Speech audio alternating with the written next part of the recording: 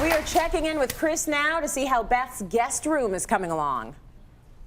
So I'm painting the walls this cornflower blue. I absolutely love this color. I think it's a great shade. Beth says she likes blue. I think it's really complementary to the space, and I think with the matte white ceiling, it's really gonna break up the space a lot better. If you've noticed, I've left quite a big gap here along the top at the ceiling. The reason why is because I find in these older homes, it's almost impossible to perfectly cut that edge because the old lath and plasters kind of create a bit of an inconsistency. So what I like to do is, I like to cut the ceiling first, and then when the ceiling's done, go back and cut with my wall color. Creates a perfect line every time.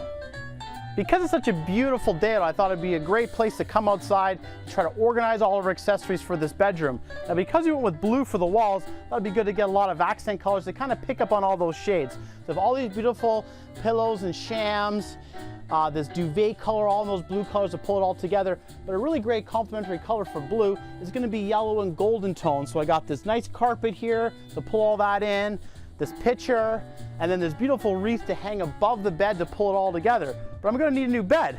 I think it's going to look great. It has this kind of vintage Victorian vibe. All I have to do now is put it together. Okay, Beth, come on in. See your new guest bedroom. What do you think? It looks fantastic. It's great, isn't it? It's like a whole new space. Wow, I'm glad you're happy. I'm really excited too. Oh, and Chris, I love what you've done with Grandma's dresser. It really looks beautiful. The color's fantastic. Glad you like it. It's just what I wanted. It's fresh and bright. Awesome. And you know, people are going to love to come and stay here. Great. I would love to stay here. Well, I am loving the color in that. Chris is joining me live, guys. Give him some love.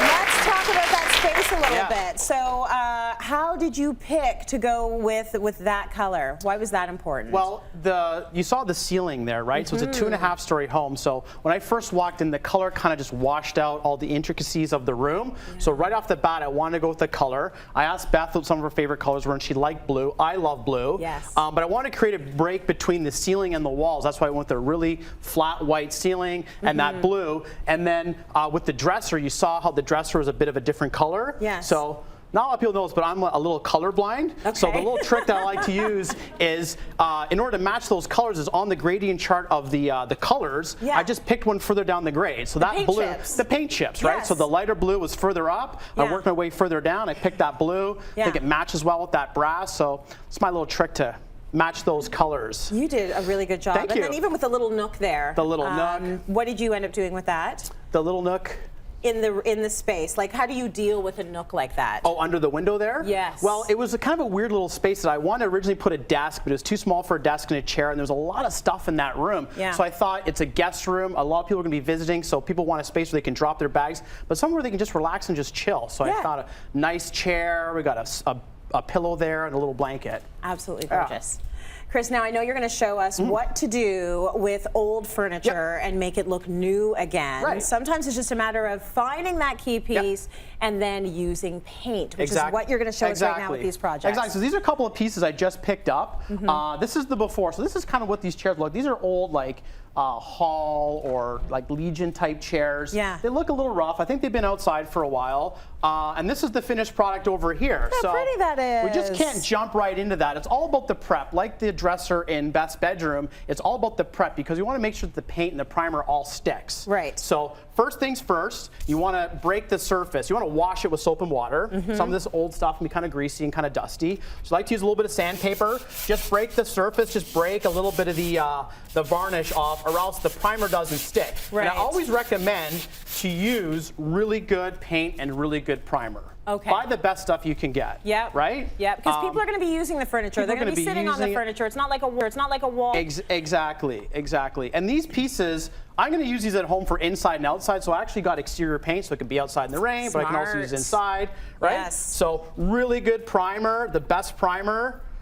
Sticks to anything, but like anything, right? It's all in the prep. It is. So we'll and do you have to get a special exterior primer as well?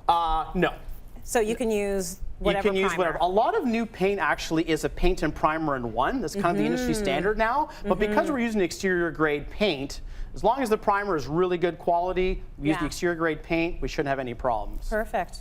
So now, in between coats, I'm imagining you've got to let stuff dry. Like, how long does that usually take? Well, it all depends. Like now's a really warm time of year. That stuff dries really quickly. I would recommend doing it inside because things get really tacky and it dries inconsistently. Right. So I painted that dresser inside, just like I painted these pieces inside. So we got the primer on. Okay. Right, we'll let that dry. I already did one half. Yep. Now we're going to go on with this really beautiful green color here. Lovely. Yeah, I pick colors that, you know, I like and that I can see really well. The original colors in that bedroom was a really weird taupey shade. Yes. And I just picked, you know, the primary colors. I'm pretty simple like that, Well, right? you're not alone. There are a lot of people that have a hard time figuring out what the colors are, but that's why it's so good to consult with the paint chips, because they're going to show you what's going to work. They're going to show you the complementary colors, but they'll also show you the other side of the color wheel, so you know what might work together. Even the people at a lot of the paint stores are really helpful. Yeah. Use as many resources as you can, right? Right. And like anything, it's all trial and error. Like this is really simple stuff that any DIYers can really do on the weekend on their own. You know, with really good paint, you pay a bit more for the paint, but then you don't have to apply as many coats, right? If you buy cheaper paint, it doesn't go on as well, doesn't last as long. So I could probably get away with this. That is one coat right now. That's one coat? That's one coat, because I bought good paint. I'm going to apply another coat later. Yeah. But, you know, good primer, couple coats of really good paint. Now, you like to use the roller generally for a project like this. Why is that? Because I don't like seeing brush strokes. Like obviously in the little spots, you're going to want to touch it up with the little brush, right? Yeah.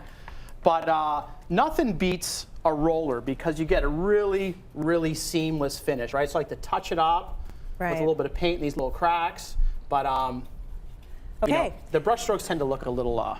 Good primer. Outdoor paint, so you can use it outside. Give it a good cleaning. Give it a really good rough sanding down, because the prep is everything. The actual painting does not take as long as the prep. Like and everything. You have taken an item that, did you tell us how much you spent on this stuff? I think these were about $20 each. $20 each. Then I bought good paint. The paint was probably more than than the items. Right, but and you can use the paint for more than this chair too, so it makes sense. Exactly. But this becomes a chair that he's going to have for a long time that looks really good. So also so good for the environment if you can upcycle. I love it. It's really nice, like go vintage. And worst case scenario, if you don't like the paint, you can always repaint it, You can repaint it. Thank you very much, Chris. You're welcome.